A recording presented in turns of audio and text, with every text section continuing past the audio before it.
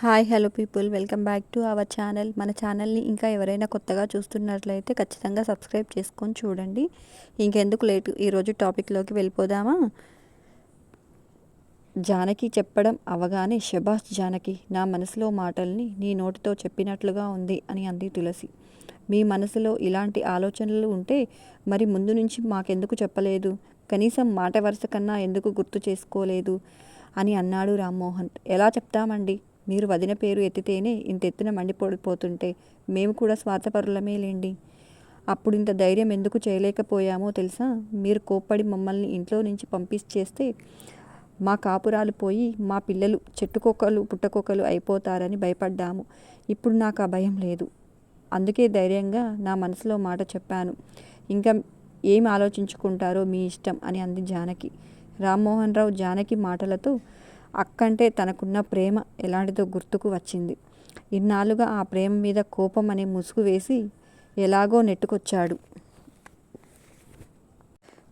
ఇప్పుడు తనని ఆ మంత్రి అన్నన్ని మాటలు అంటుంటే భరించలేక బయటపడిపోయాడు. కానీ అదే మాట అన్నయ్య ముందు చెప్పాలి అంటే ఆయన ఏమనుకుంటాడో అనే బాధ. సీతారామయ్య అందరి మాటలు విని ఏం మాట్లాడకుండా మౌనంగా ఉన్నాడు. ఆయన మౌనం అందరికీ ఇబ్బందిగానే ఉన్నా ఏం మాట్లాడలేకపోయారు. వీళ్ళందరి మధ్యలో వసుధార దిక్కులు చూస్తూ బతుకు దేవుడా అంటూ నిలబడింది.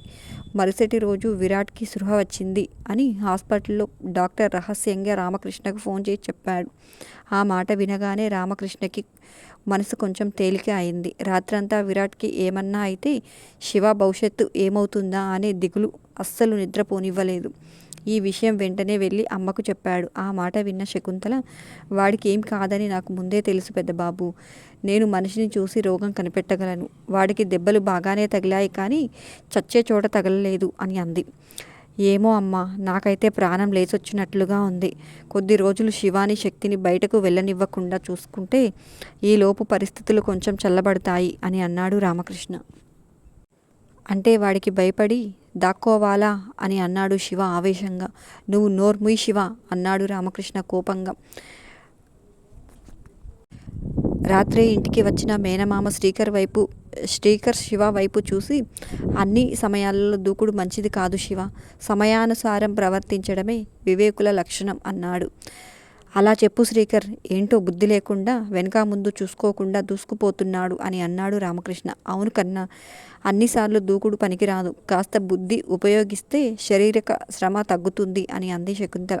అందరి మాటలు విని, సరే నాని, నేను సైలెంట్గా ఉంటాను. మీరేం చేయాలి అనుకుంటున్నారో చెయ్యండి అని అన్నాడు శివ. శకుంతల ఉయ్యాల దిగుతూ, పెద్దబాబు, ఏం చేస్తావో నాకు తెలియదు. ఈసారి వీడు గెలవకూడదు.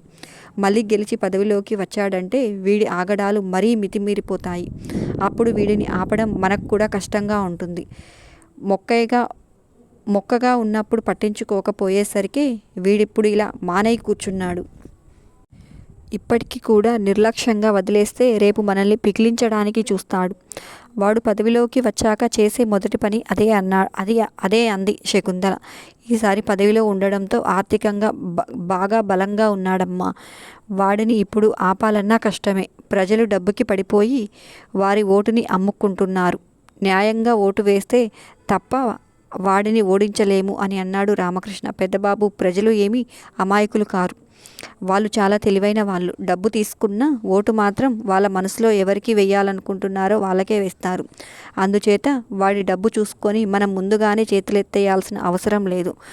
వాళ్ళకి ఒక్కసారి ఎవరి మీదన్నా వీళ్ళు మనకి మంచి చేస్తారు అనే నమ్మకం కలిగితే వారిని గెలిపించే తీరుతారు.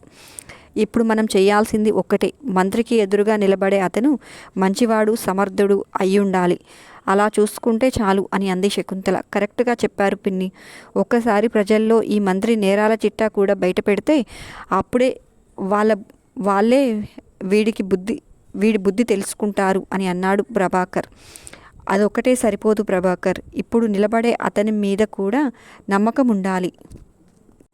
అప్పుడే మనం అనుకున్నది జరుగుతుంది అని అంది శకుంతల. సరే అమ్మా, అలాంటి వాళ్ళకే మనం సపోర్ట్ చేద్దాం.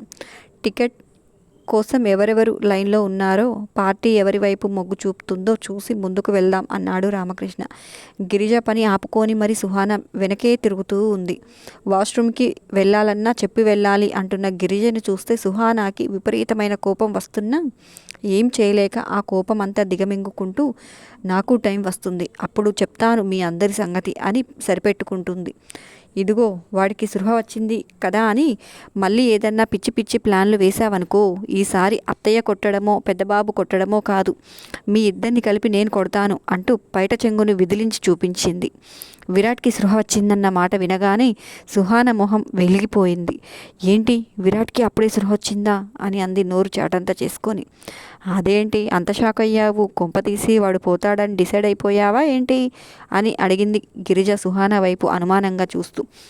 ఇంచుమించు అదే అనుకుంది కానీ ఒకవేళ సృహ వచ్చినా ఇంత తొందరగా వస్తుంది అని అస్సలు ఎక్స్పెక్ట్ చేయలేదు అనుకుంటుంది సుహాన మనసులో. ఈ ఆలోచనల్లో ఉండగానే గిరిజ సుహాన మొహం మీద చిటిక వేసి, ఏంటి మళ్ళీ ఇంట్లో నుంచి తప్పించుకొని పారిపోయి వాడి దగ్గరకు వెళ్ళాలని చూస్తున్నావేమో, ఈ గిరిజ ఉండక నీ ఆటలు సాగవు అని అంది కోపంగా. ఓ గాడ్, ఈవిడ ఓవర్ యాక్షన్ చూసి తట్టుకోలేకపోతున్నాంగా, అసలు నా టైం బాగోలేనప్పుడు ఎవరిని అనుకొని ఏం లాభం అని అనుకుంటుంది మనసులో. ఆ గుడ్లు చూడు, గబ్బిల ముఖం ఒకటి వేసుకొని ఎలా చూస్తుందో చూడు, ఎల్లెహే అని అంది గిరిజ మొహమంతా చిట్లించుకొని ఒక్క విసురు విసురుతూ. కాఫీ తీసుకువచ్చిన వసుంధరని చూసి, అమ్మ ఏదో వెనకేసుకొచ్చిందని నువ్వు ఆడిన నాటకాన్ని అంతా నేను మర్చిపోతాను అని అనుకోకు, నేను ఏదీ మర్చిపోలేదు. అమ్మమ్మమ్మమ్మ ఎంత బాగా నటించావే, నీ నటనకు ఆ ఆస్కార్ అవార్డు కూడా సరిపోదు, దానికంటే పెద్దది ఉందేమో కనుక్కోవాలి అని అన్నాడు హర్షవర్ధన్. ఆ మాటలు వింటున్న వసుంధర మొహమంతా అమాయకంగా పెట్టుకొని, నా మొహానికి అంత సీన్ ఎక్కడుందండి, ఏదో అత్తయ్య గారి మాట కాదనలేక చెప్పాను, కానీ మీ దగ్గర నాటకాలు ఆడితే నా పరిస్థితి ఏంటో నాకు తెలీదా అని అంటూ హర్షవర్ధన్ని బుజ్జగించే పనిలో పడిపోయింది వసుంధర. శివ టిఫిన్ చేసి రూమ్లోకి వెళ్ళి బెడ్ మీద అడ్డంగా పడి, ఓహోహో బయటికి వెళ్లకుండా ఇంట్లోనే ఉండాలంటే ఇంట్లో ఉండి ఏం చెయ్యాలే అని అన్నాడు శివ వైపు చూసి. పెద్ద హీరోలాగా వెళ్ళి ఫైటింగ్లు చేసి వచ్చావుగా, అనుభవించు అని అంది శక్తి కబోర్డ్ సర్దుతూ. ఆ టైంలో కోపం ఆగలేదే, నేనేం చేయను చెప్పు అని అన్నాడు శివ శక్తి వైపు చూసి. కోపం అందరికీ వస్తుంది బాబు, అది అదుపులో ఉంచుకొని ముందుకు వెళ్తేనే మంచి ఫలితాలు ఉంటాయి, లేదంటే ఇదిగో ఇలాగే ఉంటుంది. అయినా ఇది ఒకందుకు మంచిదేలే, హాయిగా అత్తయ్య వండి పెట్టినవి తింటూ టీవీలో నీకు నచ్చిన కార్టూన్ రెజ్లింగ్ బాక్సింగ్ అన్నీ చూసి లైఫ్ని ఎంజాయ్ చేయి అని అంది శక్తి. ఆ మాటలు వినగానే, నేను అలా ఎంజాయ్ చేస్తే నువ్వేం చేస్తావు అని అడిగాడు శివ శక్తి వైపు చూస్తూ. అదేముందిలే బాబు, అత్తయ్య వాళ్ళతో కలిసి ఇంటి పనులు వంట పనులు చేసుకుంటూ ఉంటాము అని అంది శక్తి.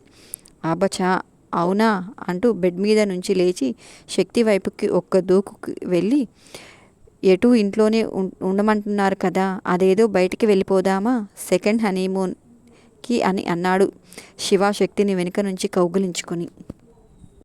ఆ మాట వినగానే, అబ్బో ఈ పిల్లాడికి ఈ టైంలో కూడా ఇలాంటి ఆలోచనలు ఎలా వస్తున్నాయో ఏంటో అని అంది శక్తి నవ్వుతూ శివ చేతుల మీద చేయి వేసి. ఈ టైంలో అంటే ఏ టైమే, ఈ టైంకి ఏమైందే, ఎవడన్నా పోయాడా ఏంటి, వాడు బతికే ఉన్నాడు, ఒక నెల రోజులు పోతే లేచి తిరుగుతూ నిన్ను ఎలా వేసేయాలా అని ఆలోచిస్తాడు.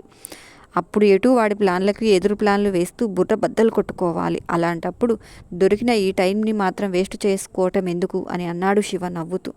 చాలే ఊరుకో, ఇంట్లో వాళ్ళందరినీ ఇంత టెన్షన్లో పెట్టేసి అబ్బాయి గారు హనీమూన్కి వెళ్తారంట, ఈ మాట ఎవరన్నా విన్నారనుకో నిన్నేమనరు, మగపిల్లాడు ఏదో అన్నాడులే అనుకో, దానికి కూడా బుద్ధి లేకుండా టింగురంగం అంటూ సిగ్గు లేకుండా ఎలా బయలుదేరిందో చూడు అంటూ నా మొహం మీదనే ఉమ్మేస్తారు అని అంది శక్తి.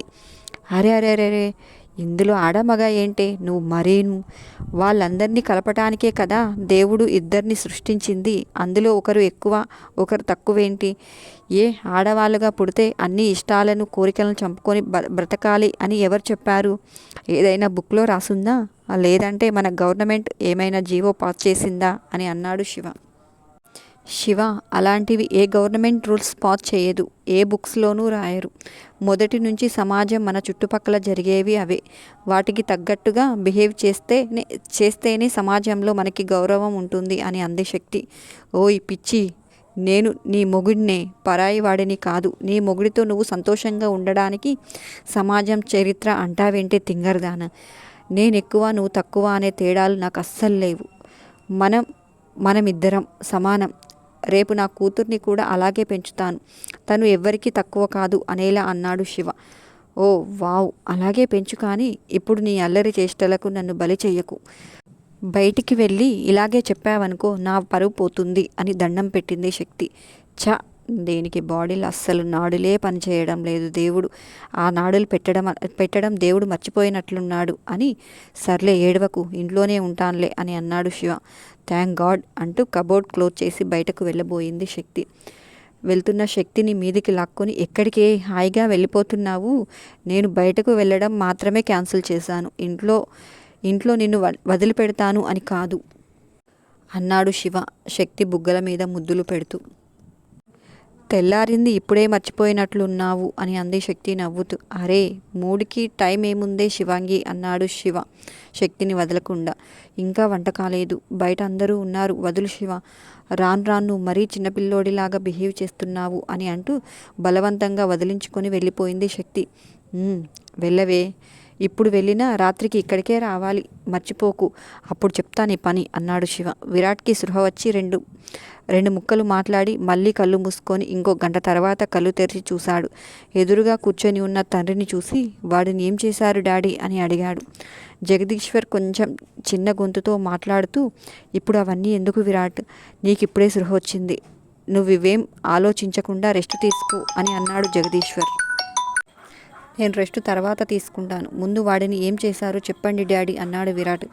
ఏం చేయలేదు నాన్న, వాడిని ఏదన్నా చేయడం కంటే ఆ టైంలో నిన్ను రక్షించుకోవటం నాకు ముఖ్యం. అందుకే నిన్ను వెంటనే హాస్పిటల్కి తీసుకువచ్చాము అని అన్నాడు జగదీశ్వర్. అదేంటి డాడీ, నన్ను ఈ పరిస్థితికి తీసుకువచ్చిన వాడిని మీరు అలా ఎలా వదిలిపెడతారు అని అడిగాడు విరాట్ ఆశ్చర్యంగా. వదలక ఏం చేయమంటావు విరాట్? ఆ శకుంతలాదేవి మెడ మీద కొడవలి పెట్టి బెదిరించింది. హాస్పిటల్కు తీసుకువెళ్ళి నీ కొడుకుని బ్రతికించుకుంటావా, లేదంటే ఇక్కడే ఉండి వాడితో పాటు చస్తావా అన్నట్లు మాట్లాడింది. పౌరుషానికి పోయి ప్రాణాలు పోగొట్టుకోలేం కదా.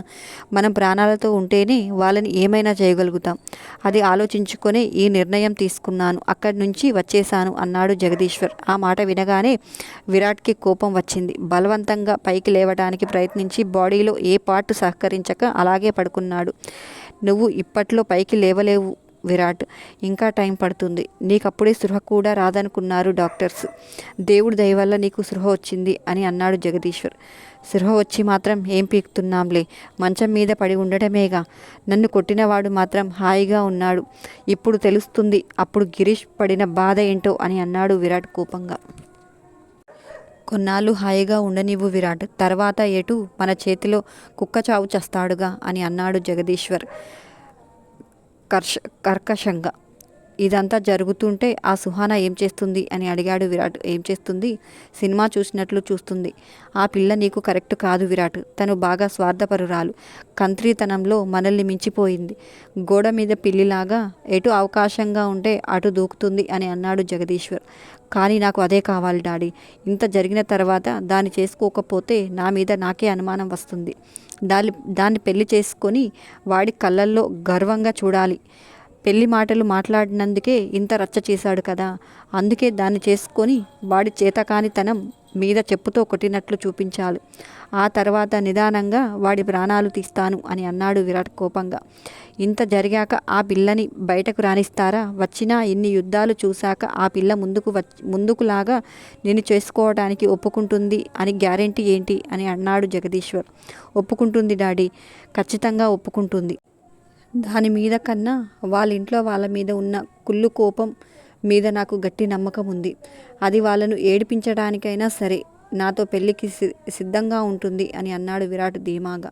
చూద్దాం నాన్న, ఇప్పుడు మనం ఏం చేయాలన్నా నువ్వు పైకి లేచి తిరగాలి కదా, అప్పటి వరకు ఆగుదాం అని పైకి కొడుక్కి చెప్తున్నాడు కానీ లోపల జగదీశ్వర్ మెదడులో ఏవేవో ఆలోచనలు తిరుగుతున్నాయి. శకుంతల చేసిన అవమానం జగదీశ్వర్ని ప్రశాంతంగా ఉండనివ్వడం లేదు. అంతేనండి ఈ రోజుటికి ఈ వీడియో. నచ్చిందా? ఎలా ఉందో ఖచ్చితంగా కామెంట్స్ రూపంలో తెలియజేయడం మాత్రం అస్సలు మర్చిపోకండి. ఉంటాను. మరొక మంచి టాపిక్తో మీ అందరి ముందుకు మళ్ళీ వస్తాను. Bye bye.